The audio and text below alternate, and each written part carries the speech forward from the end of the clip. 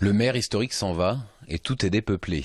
L'Union est ancrée à droite depuis 1945. Pourtant, le grand gagnant du premier tour est... D'abord une grande satisfaction d'être premier avec 5 listes. Ensuite une dynamique qui a été créée pendant toute la campagne. Marc Perret est talonné par 2 listes d'hiver droite. Avec 26% des voix, Nadine Morin est la mieux placée, talonnée par Jacques Dahan, le poulain du maire sortant. J'arrive première des 3 listes majoritaires de la majorité sortante.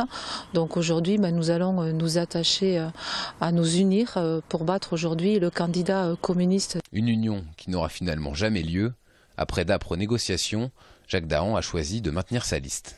Alors la proposition de Mme Morin, c'était la suivante.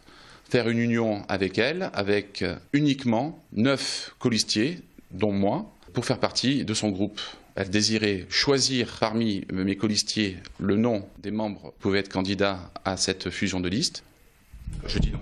Jacques Dahan a même été rejoint par le 3e homme à droite. Il faut dire que Nadine Morin ne voulait pas entendre parler de Gilles Ourquet sur sa liste. Le problème, c'est que j'ai un certain franc-parler et j'ai dit certaines vérités qui n'étaient peut-être pas bonnes à entendre pour elle. Écoutez, en tant que candidate et première de tête de liste, j'ai aussi le droit et la faveur de faire ce choix-là pour les unionnais. Donc j'ai essayé de choisir les meilleures personnes possibles.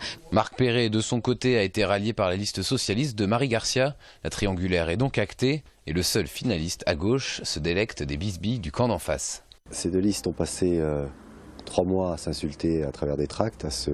Qui peut croire aujourd'hui qu'une équipe rassemblée autour de ces 2 listes-là puisse gérer de manière sereine la ville après un déballage de temps de haine et de rejet entre eux. Avec une droite divisée, la mairie de l'Union est donc bien partie pour connaître un premier édile de gauche sous la Ve République.